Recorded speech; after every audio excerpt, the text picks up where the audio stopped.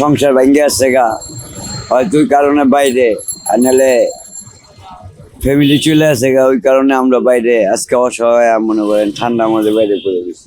কেউ দেশ জিত করে রাত জিত করে আয়া পড়ছে, মনে করেন এই ছোটতে ঢাকা পড়েছে অনেক দেশে যায়, এদিকে কাম কাজ করে মেডিকেলে, ওই দম করে এই শীতের মধ্যে কেমনে চলাফেরা করছে? অনেক চলে।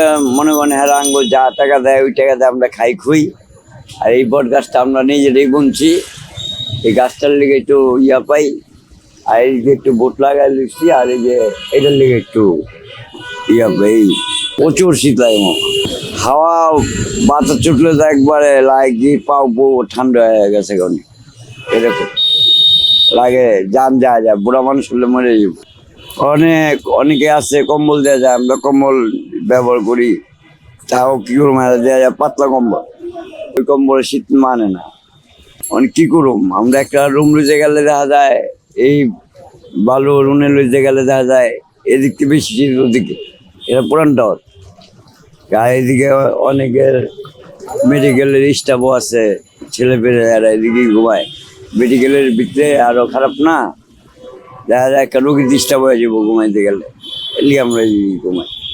আবার শীতের মধ্যে আপনাদের তো অনেক কষ্ট হয়। অনেক কষ্ট হয়, আমাদের নাই, আমাদের মতন অনেক লোক আছে এরকম অনেক কষ্টে আছে। সন্ধ্যার পরে বাতাস শীত, আবার এই যে গাড়ির হাওয়া, এই গাড়ির হাওয়াতে আরো মনে করেন বেশি ঠান্ডা লাগে, প্রচুর শীত লাগে।